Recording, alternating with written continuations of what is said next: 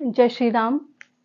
स्वागत है आपका मेरे channel glow inside out with Ruchi और मेरा नाम है रुचि शर्मा और मैं आज आपके लिए लेके आई हूँ एक बहुत ही डिफरेंट वीडियो। पहले मेरे चैनल को प्लीज़ सब्सक्राइब कर दीजिए और प्लीज़ मेरी वीडियो को लाइक कीजिए। प्रीवियस वीडियो अगर आपको अच्छी लग रही हैं और आगे फ्यूचर में ऐसी वीडियोस बनाने के लिए प्लीज़ मेरे चैनल को सब्सक्राइब कर दीजिए और मुझे सपोर्ट कीजिए। आज जिस टॉपिक पे हम बात करने वाले हैं वो है फंगल एक्ने। ये वीडियो स्पेशली लड़कियों के लिए ही नहीं है, ये वीडियो लड़कों के लिए भी है, मेल के लिए भी है, क्योंकि ये लड़कों में ज़्यादा होता है, मेल में ये ज़्यादा देखने को मिलता है फंगल एक्ने। अब हम बात करते हैं कि फंगल एक्ने होता क्या है। एक्चुअली जो फंगल एक्ने होता है वो दिखता एक्ने की तरह ही है। हमें लगता है कि हमारे फेस पे एक्ने हुआ है, हमें बहुत सारे पिंपल्स हुए हैं और हम इलाज पिंपल्स का कर रहे होते हैं, बट वो ठीक नहीं हो रहे थे। क्यों? क्योंकि वो फंगल एक्ने होता है। अब फंगल एक्ने दिखाई देते हैं कैसे? जैसे पिंपल्स होते हैं, बिल्कुल उसकी तरह दिखाई देते हैं और ये मेल्स में ज़्यादा होते हैं, जैसा कि मैंने बताया। इससे क्या होता है, स्किन बम्पी हो जाती है।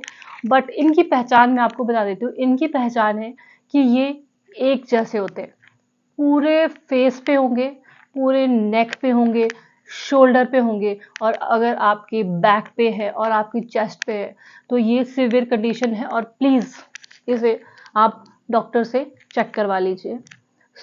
चलिए स्टार्ट करते हैं अब इसके बारे में थोड़ा सा जानना और फर्दर अपनी वीडियो में आगे चलते हैं।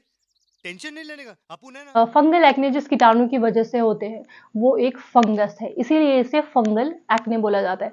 आमतौर पर ये हमारी स्किन पर ही रहती है, बट इसका हमारे स्किन पे वैसे कोई नुकसान नहीं होता, बट कुछ कंडीशंस में ये हमारी स्किन में इन्फेक्शन कर सकती है। जो हमारे फेशियल हेयर के जो फॉलिकल्स हैं उनमें जो है ऑयल सिक्रीशन ज़्यादा हो जाता है और जो यीस्ट है वो हमारे जो हेयर फॉलिकल है फेशियल हेयर के उसमें ही रह जाती है, उसे हम क्लीन नहीं करते हैं या फिर स्किन पे ही रह जाती है, तो उस वजह से फंगल एक्ने हो जाता है।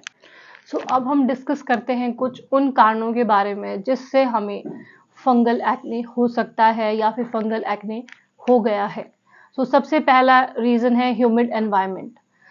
ह्यूमिड एनवायरनमेंट में जो स्किन में जो सीबम सेक्रीशन है वो ज़्यादा होता है, जो ऑयल है वो हमारे फेस पे ही रह जाता है, जिस वजह से हमें फंगल एक्ने हो सकता है।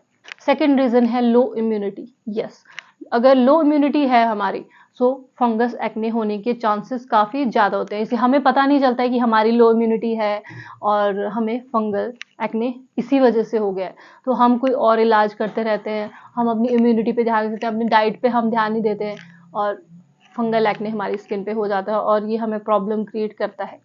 नंबर 3, तीसरा रीज़न है एक्सेस स्वेटिंग। जब हमें स्वेटिंग होती है तो हम क्या करते हैं, पसीना हम अपने फेस पे रहने देते हैं, हम उसे पोंछते नहीं हैं और उससे क्या होता है, हमें फंगल एक्ने के होने के चांसेस ज़्यादा हो जाते हैं। इसके लिए क्या कर सकते हैं हम कि जो पसीना है उसे बार बार हम पोंछते रहे, अपनी स्किन से उसे क्लीन करते रहे, और जैसे ही आप कोई फिजिकल एक्टिविटी करके आए तो अपना फेस वॉश यूज़ कीजिए, अपना फेस वॉश ज़रूर कीजिए, जिससे फंगल एक्ने होने के चांस कम हो जाते हैं।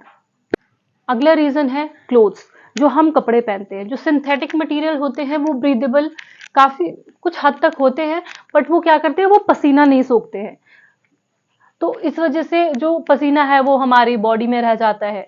तो नेक्स्ट रीज़न इसीलिए मैंने इसमें डाला है क्लॉथ्स, कपड़े, फैब्रिक जो हम यूज़ करते हैं। तो इसका उपाय क्या है, इसके लिए हम क्या कर सकते हैं, हम कॉटन के कपड़े पहन सकते हैं, ब्रीदेबल मटेरियल जो है वो पहन सकते हैं, क्योंकि जो कॉटन है और जो खादी का कपड़ा है वो पसीने को सोख लेगा और हमें काफ़ी हद तक बचाएगा फंगल एक्ने होने से। नेक्स्ट रीज़न और फिफ्थ रीज़न है टचिंग। अगर फंगल एक्ने हो चुका है तो अगर हम उसे बार बार टच करते रहेंगे तो वो स्प्रेड होगा, ये टचिंग से स्प्रेड होता है। तो कोशिश कीजिए, बहुत मुश्किल होता है ये, क्योंकि जब इचिंग होती है तो हम उसे बार बार टच करते हैं। आप कोशिश कीजिए कि आप उसे टच ना कीजिए, और अगर आपको इचिंग हो रही है तो आप जल्द से जल्द डॉक्टर को दिखाइए। अगर आप डॉक्टर को नहीं दिखा पा रहे हैं किसी वजह से और आपको बहुत ज़्यादा इचिंग हो रही है तो आप उसे काम करने के लिए एलोवेरा जेल यूज़ कर सकते हैं। And yes, organic aloe vera gel, only organic aloe vera gel use कीजिए। और उसके बाद डॉक्टर को दिखाइए, डॉक्टर से दवाई लीजिए, प्रिस्क्रिप्शन लीजिए और अपने जो कोर्स है वो कंप्लीट कीजिए। उसके बाद हम बात करते हैं नेक्स्ट रीज़न की, जो है हमारे हेयर। अगर हमारे हेयर क्लीन नहीं है, हमारे हेयर में, हमारे बालों में अगर डैंड्रफ है, तो उस वजह से फंगल एक्ने हमें होने के चांसेस बढ़ जाते हैं। आप नोटिस कीजिए, फंगल एक्ने अगर है और अगर आपको कभी हुआ हो, तो हेयर लाइन के आसपास फंगल एक्ने ज़्यादा होता है। क्यों? क्योंकि डैंड्रफ की वजह से फंगल एक्ने होता है। नेक, शोल्डर, चेस्ट में फंगल एक्ने होता है ज़्यादा इस वजह से। तो इसलिए अपने हेयर को क्लीन रखिए, एंटी डैंड्रफ शैम्पू यूज़ कीजिए।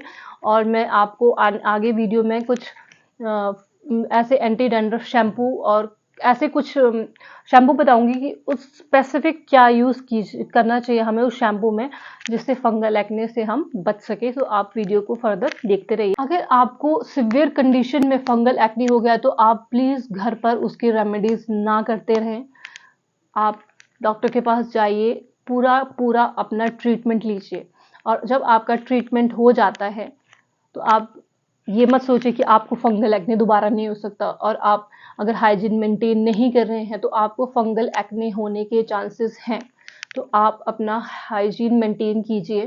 फर्स्ट, आप क्लीन डाइट लीजिए, जितना हो सके जंक फूड, ऑयली फूड से आप बचिए। सेकंड, अपनी डाइट में कर्ड ऐड कीजिए, अपनी डाइट में दही ऐड कीजिए, अपनी डाइट में लेमन ऐड कीजिए। जो है इसमें एंटी फंगल प्रॉपर्टी होती है। आप दही को या शहद को, दही शहद को मिक्स करके भी जो है अपने फेस पे लगा सकते हैं। बट ये मैं आपको स्पेशली डिस्क्लेमर दे रही हूँ, मैं आपको बता रही हूँ ये जब आपका ट्रीटमेंट हो चुका है। जब आपका ट्रीटमेंट हो चुका है, आप तब ये चीज़ें यूज़ कीजिए। अगर आपका ट्रीटमेंट चल रहा है, आप डॉक्टर से दिए हुई दवाइयाँ यूज़ कर रहे हो, तो आप ये यूज़ मत कीजिए। अगर आपका फंगल एक्ने ठीक हो चुका है और आप अपने आप को फंगल एक्ने से प्रिवेंट करना चाहते हैं, आप ये चीज़ें तभी यूज़ कीजिए। जो मैं आपको फेस पैक बता रही हूँ, फेस पे कुछ लगाने के लिए एंटी फंगल कुछ चीज़ें बता रही हूँ, आप वो तभी यूज़ कीजिए जब आपकी डॉक्टर के मेडिसिन चल रही है, आपका ट्रीटमेंट चल रहा है, आपका कोर्स चल रहा है डॉक्टर से। आप यूज़ मत कीजिए ये चीज़ें अपने फेस पे। सो थर्ड आता है हनी। हनी में भी एंटी फंगल प्रॉपर्टीज़ होती है, तो हनी को पानी में डाइल्यूट करके आप अपना फेस पे यूज़ कर सकते हैं, या फिर इसमें हल्दी भी मिक्स कर सकते हैं। हल्दी में भी एंटी फंगल प्रॉपर्टीज़ होती हैं। सो आप हल्दी भी यूज़ कीजिए, हनी प्लस हल्दी यूज़ कीजिए, उसमें पानी मिक्स करके आप यूज़ कीजिए। और यस, लेमन को डायरेक्टली प्लीज़ और प्लीज़ कभी फेस पे मत लगाइए डायरेक्टली।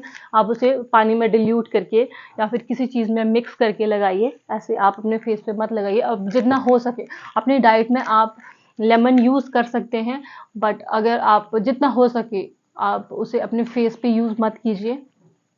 कईयों को सूट हो जाता है बट कईयों को नहीं होता है। सो आप कुछ लोगों को नहीं सूट होता है, तो आप जितना हो सके अपनी डाइट में अच्छे से यूज़ कीजिए। उसमें विटामिन सी होता है, तो काफ़ी अच्छा होता है हमारी हेल्थ के लिए। आप अपनी डाइट में लेमन यूज़ कर सकते हैं। आप एक ऐसा फेस वॉश, बॉडी वॉश और शैम्पू यूज़ कीजिए जिसमें सल्फ़र हो या फिर सैलिसिलिक एसिड हो। इससे क्या होगा, अगर आप कोई शैम्पू यूज़ कर रहे हैं, आप चेक कीजिए उसमें सल्फ़र है, यस ये आपके लिए बहुत अच्छा है। आप एंटी डैंड्रफ शैम्पू यूज़ कीजिए जिसमें सल्फ़र है या सैलिसिलिक एसिड है। फेस वॉश यूज़ कीजिए जिसमें सैलिसिलिक एसिड है।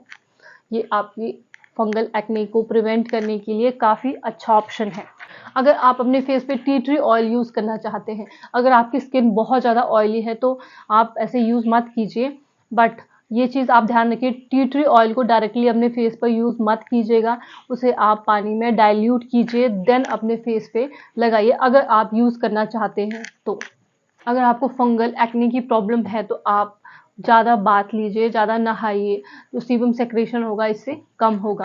और जैसा कि मैंने वीडियो में आपको पहले बताया कि अगर आपको इचिंग हो रही है, फंगल एक्ने है, तो आप उस पर एलोवेरा जेल यूज़ कीजिए उसे काम करने के लिए। But organic aloe vera gel use कीजिए।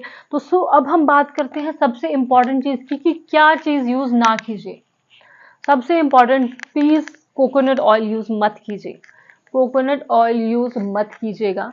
और सेकंड, बेंजोइल पेरोक्साइड, जिन भी प्रोडक्ट में बेंजोइल पेरोक्साइड है, आपको फंगल एक्ने की प्रॉब्लम पहले हुई है या फिर अपने आप को आप प्रिवेंट करना चाहते हैं फंगल एक्ने से, तो वो प्रोडक्ट यूज मत कीजिए जिसमें बेंजोइल पेरोक्साइड है। आप अभी जाइए अपने जो आप फेस वॉश, अपना मॉइस्चराइजर, जो भी आप प्रोडक्ट यूज करते हैं उसमें चेक कीजिए, गूगल पे आपको मिल जाएगा कि आप उसमें बेंजोइल पेरोक्साइड नहीं है, तो आप प्लीज उसे यूज कीजिए। अगर उसमें बेंजोइल पेरोक्साइड है तो प्लीज चेंज कर दीजिए। आप डॉक्टर से पूछ सकते हैं कि मुझे क्या यूज करना चाहिए, कितना यूज करना चाहिए, डॉक्टर आपको बहुत अच्छे तरीके से बताएगा। और डिस्क्रिप्शन बॉक्स में मैं डाल दूंगी कि कौन सा शैम्पू जिसमें सल्फर है, फेस वॉश जिसमें सैलिसाइलिक एसिड है, और कुछ प्रोडक्ट में अब मैं डिस्क्रिप्शन बॉक्स में डाल दूंगी, आप प्लीज चेक कर लीजिए। और अगर आपको कोई क्वेरी है तो आप मुझे इंस्टाग्राम पे डीएम कर सकते हैं, और मुझे आप कमेंट सेक्शन में भी आप मुझसे पूछ सकते हैं। और अगर आपको मेरी वीडियो अच्छी लगी हो तो प्लीज़ मुझे लाइक कीजिए, मुझे सपोर्ट कीजिए, और फ्यूचर में ऐसी वीडियोस और देखने के लिए, क्योंकि मैं बहुत सारे टॉपिक्स अब डिफरेंट डिफरेंट ऐसे लेके आने वाली हूँ जो आपके लिए, आपकी डेली लाइफ के लिए बहुत इंपॉर्टेंट है। कुछ टिप्स एंड ट्रिक्स मैं आपको बताऊंगी। सो मिलते हैं नेक्स्ट वीडियो में, तब तक के लिए नमस्ते, जय हिंद, जय भारत। और प्लीज़ मेरी वीडियो को सब्सक्राइब करना मत भूलना। Bye bye.